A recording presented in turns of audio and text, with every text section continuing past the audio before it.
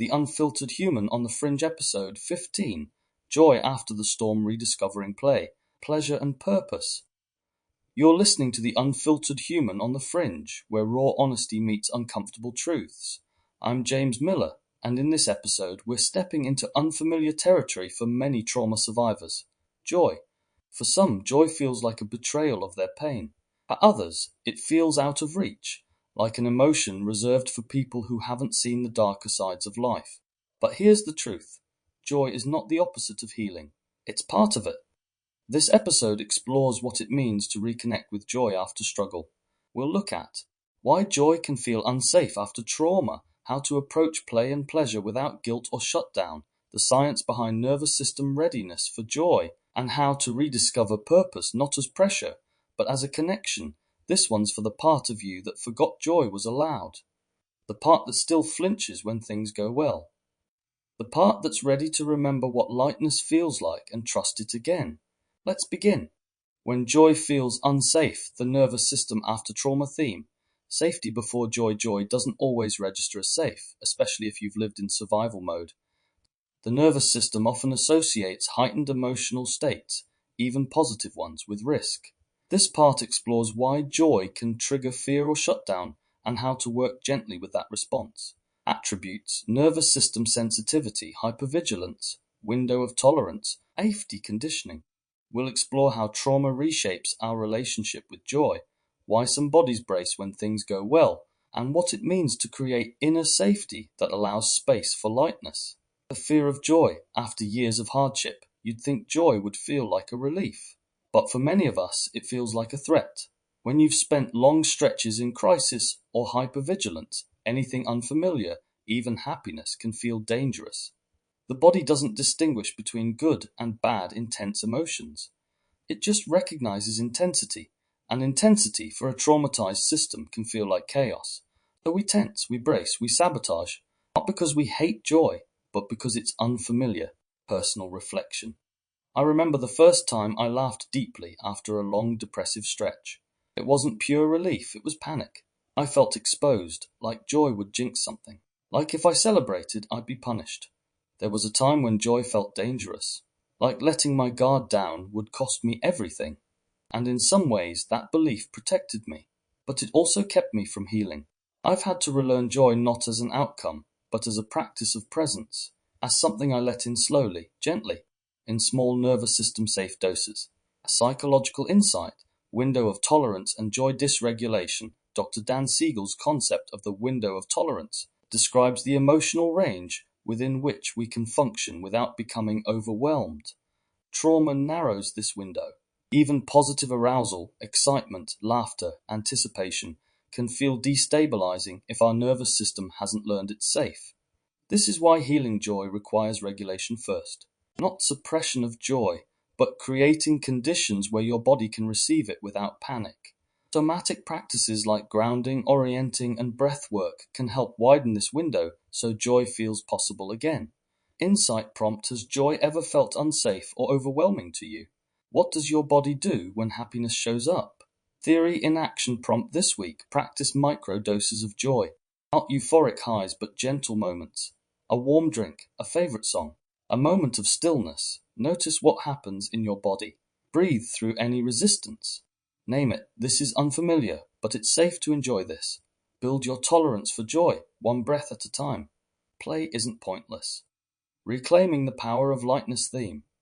Healing through lightness play is often dismissed as childish or non-essential, especially in adulthood, but play is not frivolous, it's medicine. It activates creativity, connection, and nervous system regulation. In this part, we explore how to return to play without guilt or shame. Attributes: creativity, spontaneity, joyful embodiment, non-productive pleasure. We'll reclaim play as a form of emotional nourishment. We examine how trauma trains us to prioritize survival and productivity over playfulness, and how play reintroduces safety, softness, and presence into the body. No joy without reward. I used to think I had to earn joy.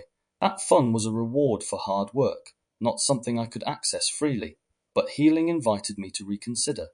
When I let myself play, even awkwardly, I noticed something shift. My body softened. My breath deepened. I laughed without overthinking it. Play was never pointless. It was proof that I was safe enough to be unguarded. Personal reflection. There was a time when I couldn't even remember what I liked to do for fun. My life had become a cycle of work, self-improvement, and emotional processing. Joy felt indulgent, but underneath that resistance was grief. Grief for the years I'd forgotten how to play. Now I find moments of play in the smallest ways. Singing to myself, learning new languages and words, dancing badly in the park, late at night, drawing doodles and shapes with no purpose.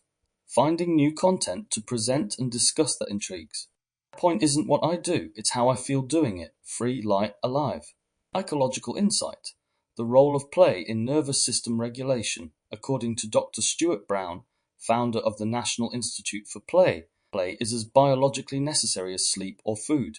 It supports social bonding, emotional resilience, and cognitive flexibility. Play also engages the ventral vagal state, a branch of the parasympathetic nervous system associated with safety, connection, and regulation. In short, play helps us heal. Insight prompt: what does play mean to you now? What did it mean to you as a child? Where have you denied yourself play, and why? Theory in action prompt: set aside 10-20 minutes this week for unstructured play. No goals, no outcomes, just curiosity. Ideas: build something with your hands, move your body to music, doodle, role play with your inner child, laugh on purpose. Let the part of you that's forgotten how to play take the lead. The guilt of feeling good, rewiring worthiness for joy theme. Deserving joy without proof joy can bring guilt, especially for those who grew up believing love had to be earned or that good feelings required justification. In this part, we explore the emotional residue that makes joy feel like a reward instead of a right. Attributes: emotional worthiness, guilt conditioning, deservingness, internalized shame. We examine how cultural, familial, or religious beliefs taught us to distrust ease, and how to begin reclaiming joy as something we don't need to prove ourselves worthy of. Duality of emotion. When things in my life started to stabilize, I didn't feel relief. I felt guilty. Why should I feel good when others are suffering? Why should I laugh when I haven't earned it? That's the script so many of us carry. Struggle makes us good. Pleasure makes us selfish. And joy? Joy makes us suspicious. But healing means learning to carry both gratitude and grief, laughter and pain. One doesn't cancel the other. Personal reflection. For years, I lived by the rule that feeling good was something I had to deserve. I couldn't let myself rest, smile, or receive without first earning it through hardship. My joy had to be justified. This was deeply tied to how I was raised, where being humble meant never shining too brightly, and where someone else's suffering always felt like a reason to dim my light. Now I try to honor joy without over-explaining it. I let good moments exist without rushing to temper them with guilt. I remind myself I don't need to earn this. I only need to receive it. Psychological insight. Guilt as a trauma echo. Guilt often arises when there's an internalized belief that we're doing something wrong by feeling good. This is common among trauma survivors or people raised in emotionally complex households. Psychologist Dr. Brené Brown points out the difference between guilt, I did something bad, and shame, I am bad. Many of us blur these lines. We feel bad simply for feeling good. Unwinding guilt requires self-compassion and nervous system safety. It means rewiring the inner dialogue from I shouldn't feel this to it's okay to feel this even now. Insight prompt: when you feel joy, does guilt follow?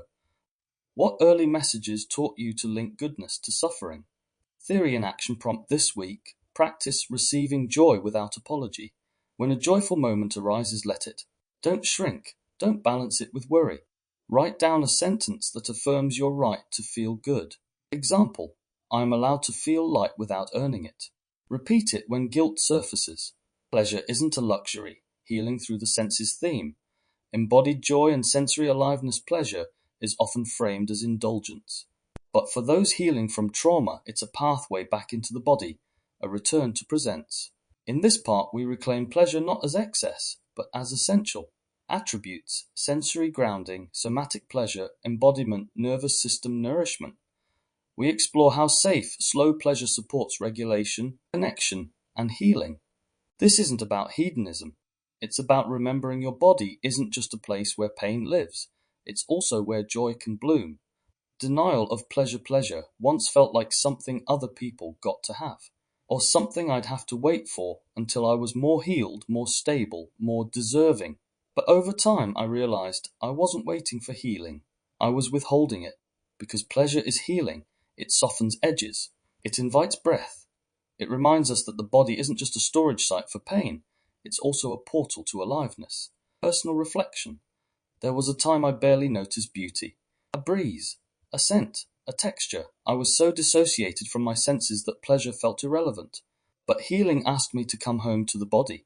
And when I did, even in small ways, I noticed how much joy was already here, waiting. Now I savor a hot shower. I feel my bare feet on the floor. I let sunlight hit my skin. These aren't luxuries, they're anchors. Psychological insight. Polyvagal theory and sensory safety. According to Dr. Stephen Porges' polyvagal theory, the nervous system responds to cues of safety not just emotionally, but sensorially. Soft lighting, calming sounds, warm touch, these stimulate the ventral vagal state, supporting connection and regulation.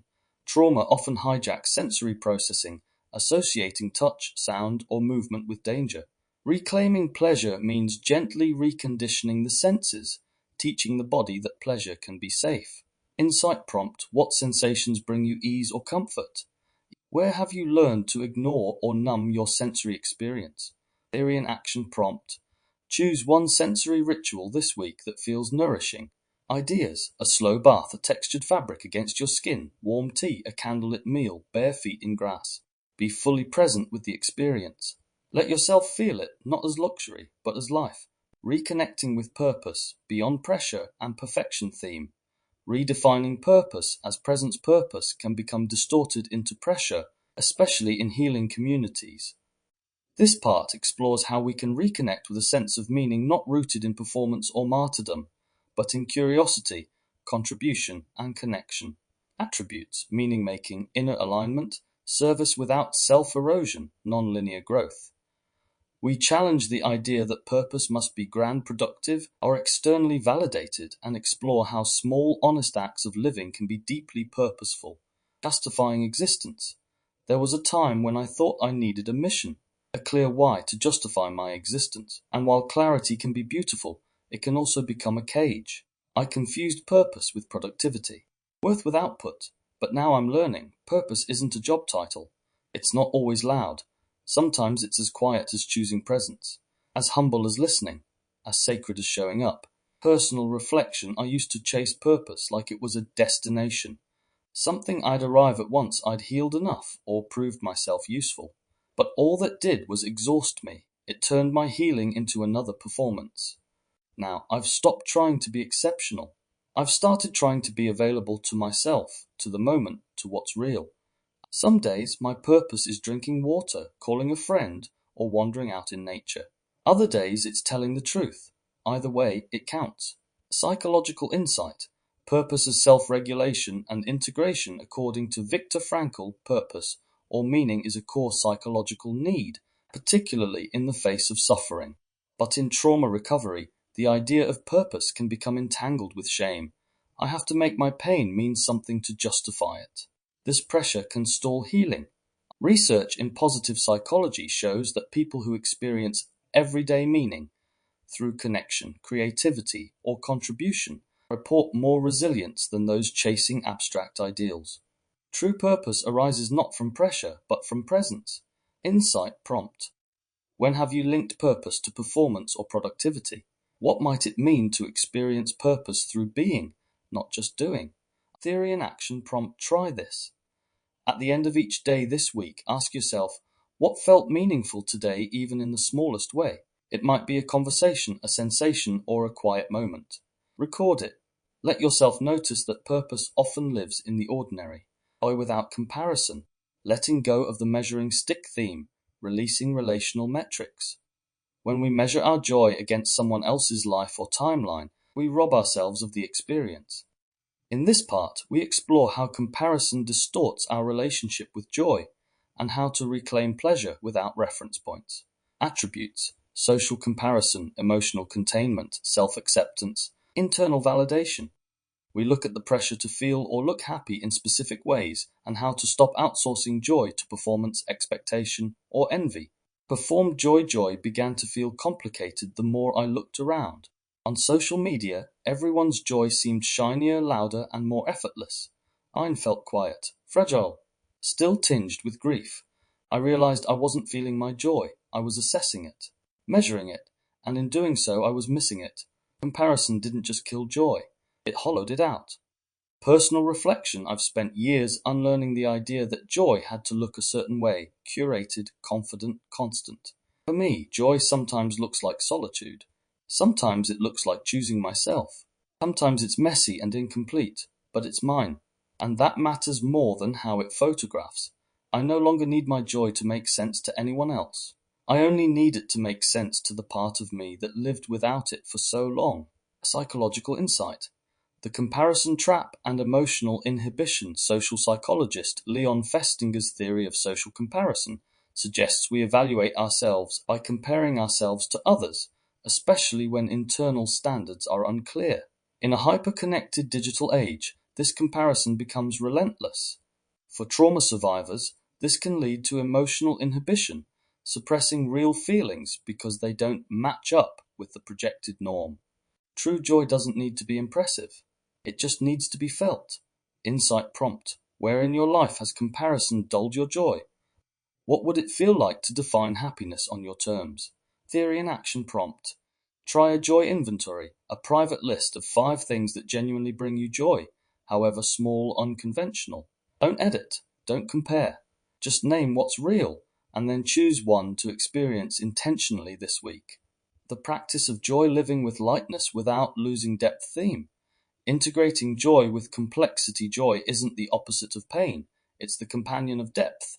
In this final part, we explore how to honor joy not as a denial of struggle, but as a sacred cohabitant. This is where we learn that living with lightness doesn't mean abandoning the truth of what we've lived through. Attributes: emotional integration, depth and levity, wholeness, presence, dual awareness. This section invites a more nuanced understanding of joy, not as a finish line or peak state, but as a rhythm we can return to. It's a form of wisdom that coexists with grief, trauma, and growth. Depth of choice: I used to think I had to choose. Be light or be deep. Be joyful or be real. I didn't see many models of people holding both. People who laughed without bypassing or cried without losing access to beauty. But then I realized depth isn't about staying in the dark. It's about knowing the dark and still reaching for the light. And that changed everything. Personal reflection. There are days when my body still remembers what it means to suffer, when old shadows tug at my breath and the heaviness returns without warning. But even then, I listen to music. I watch the wind move through the trees. I've stopped waiting for life to be pain-free to let joy in. I now understand joy isn't the absence of suffering. It's the resilience to feel beauty anyway. Psychological insight, dual awareness and the window of wholeness in trauma-informed therapy. The concept of dual awareness is the ability to hold multiple emotional truths at once. For example, this hurts and I am safe now, or I carry grief and I can still feel joy. This expands the emotional window of tolerance into what some call the window of wholeness. It doesn't demand consistency, it allows contradiction. And in that space, joy becomes more sustainable because it's not fighting to erase anything. It's simply allowed to be. Insight prompt: what parts of you still believe joy and depth can't coexist? What if lightness was part of your wisdom, not a betrayal of it? Theory in action prompt: create a daily joy anchor, a moment, ritual, or gesture that reconnects you with beauty or lightness. Even when you're moving through something heavy, it could be music, breath, movement, nature, or stillness. Use it not to escape, but to remind yourself that joy belongs here too. The still point: reclaiming joy isn't a one-time event. It's a slow, cellular remembering, a practice of inviting lightness without abandoning what's real. If joy has felt distant, fragile, or unsafe, that doesn't mean you're broken. It means your body has been protecting you. This episode wasn't about forcing joy. It was about creating the conditions for joy to return in its own time, through play, presence, and soft re-entry into life's beauty. You don't have to earn joy through suffering. You don't have to apologize for feeling good. And you don't have to measure your joy against anyone else's highlight reel. You only have to make space for what's true, here and now. Whether joy today is a belly laugh or a quiet breath, it counts. As we move forward in this arc of integration, the next chapter takes us deeper into the body. In episode 6, The Body Remembers, Reclaiming Somatic Safety, we'll explore how trauma lives in the nervous system, how emotions are stored in muscles and fascia, and what it means to reclaim felt safety beyond intellectual understanding. We'll look at somatic practices, body memory, and the art of coming home to yourself, not as a concept, but as an embodied experience. This isn't about spiritual bypassing or living in your head. It's about the real, raw, often uncomfortable process of learning to feel again from the neck down. You're not behind, you're rebuilding, and your joy doesn't have to be loud to be true. This has been the Unfiltered Human on the Fringe. If something stirred in you today, curiosity, discomfort, or hope, don't rush past it. Let it echo. That's how change begins. Until next time, stay grounded, stay honest, and keep walking toward the truth that's yours to live. James Miller. If you found value in today's episode, you may also be interested in my broader project, The Inversiverse, a series exploring the hidden architecture of perception, identity, control, and consciousness. Across 20 episodes, The Inversiverse dissects indoctrination, language, media manipulation, dark psychology, belief systems, and the evolution of self in the digital age. You can find all episodes of The Inversiverse on Facebook, YouTube, Rumble, and Substack by searching this place called Earth. These ideas aren't shared to convince you, but to invite you to think, feel, and perceive more consciously in a world designed to keep you distracted. Overview of the Inversiverse, a journey through the mirrors of mind, culture, and control. Episodes 1 to 3 introduce foundational ideas around indoctrination, perception, and manipulation. Episode 4 explores how language, symbols, and cultural norms are used to shape thought. Episode 5 investigates control systems, media narratives, and the illusion of choice.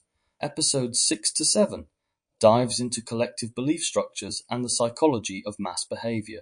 Episode 8 focuses on marketing, control theory, game theory, and critical thinking. Episode 9 covers love, relationships, human mating, gender dynamics, and red-blue pill ideologies. Episode 10 unpacks dark psychology, the occult, Satanism, and the dark triad personality types. Episode 11 The Simulated Self examines identity, ego, and the rise of post-human consciousness. Episode 12 The Spell of the Mind inquires into language, illusion, and physiology of thought. Episode 13 Conscious Seduction, Journeys Through Persuasion, Propaganda, and the Unseen Forces of the Mind. Episode 14 The Myth of Sanity sheds light on madness, genius, and the edge of perception. Episode 15 The Algorithmic Mind probes influence, identity, and invisible architects. Episode 16 The Noise of Knowing reveals overload, obsession, and the age of infinite information. Episode 17 Belief Machines delves further into language, desire, and the engine of reality. Episode 18 Submerged Signals examines how the unseen shapes the self. Episode 19 The Alchemy Within Traces, Food, Frequency, and the Forgotten Intelligence of the Body. Episode 20 Encoded Flesh scrutinizes and opens up to the forgotten language of the body, DNA, and biological consciousness.